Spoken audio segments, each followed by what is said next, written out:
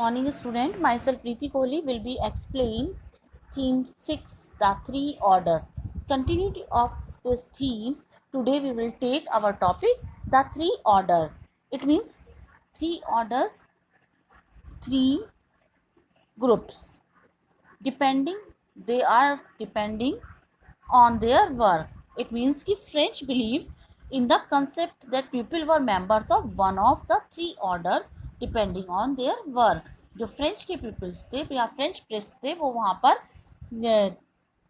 उनके वर्क के according three orders में विश्वास करते थे या थ्री ग्रुप्स में विश्वास करते थे. ना कि सोसाइटी थ्री ऑर्डर्स या थ्री ग्रुप्स में डिवाइड थी. They were clergy, nobility and पीसेंट्री.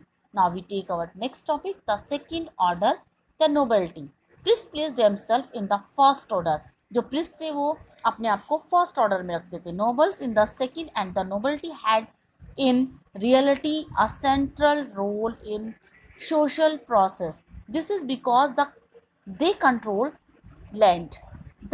This control was the outcome of a practice called vassallage. ये यहाँ पर जो प्रिस्ट थे वो अपने आप को फर्स्ट ऑर्डर पर रखते थे और नोबल सेकंड ऑर्डर पर, नोबिलिटी सेकंड ऑर्डर पर रखते थे. इस रियलिटी ये थी कि उनका जो सोशल प्रोसेस था वो इसलिए था क्योंकि वो लोग लैंड के ऊपर कंट्रोल रखते थे. The king of France link to the people by vassals similar to the practice among the Germanic people whom the Frank were one.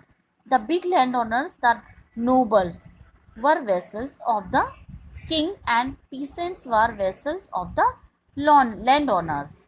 अब यहाँ पर जो वेसल्स थे वे French,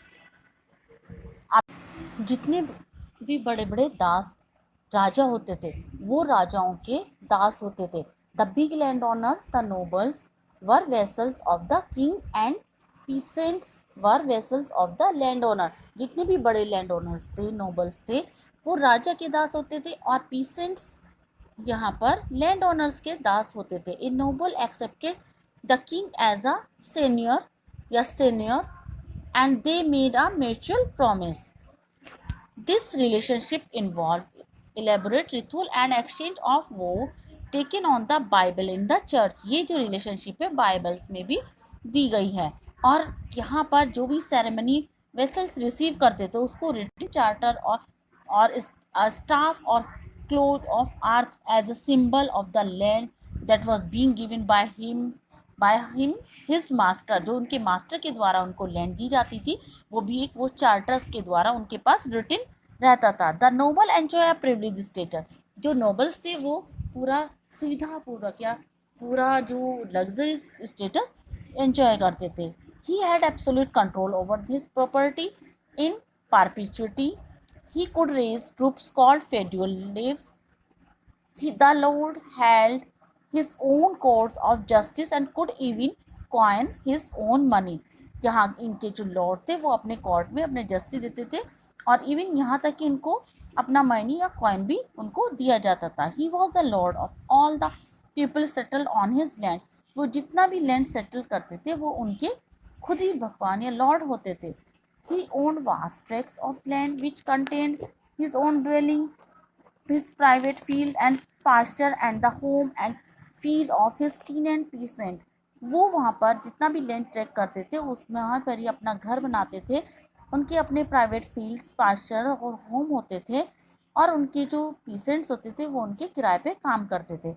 his house was called a manor. His private land was cultivated by peasant. जो उनकी private land होती थी उसको पीसेंट्स के द्वारा कल्टिवेट किया जाता था.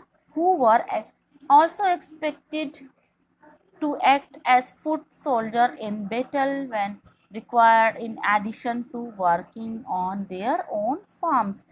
It means कि वो लोग ये एक्सपेक्ट करते थे कि फुट जो सोल्जर्स जो हैं वो उनके यहाँ अगर बैटल में रिक्वायर हो तो वो उनके साथ उनके जो भी फार्म में वर्क कर रहे हैं वो उनके एडिशन में वहाँ पर उनके साथ युद्ध में जाएं.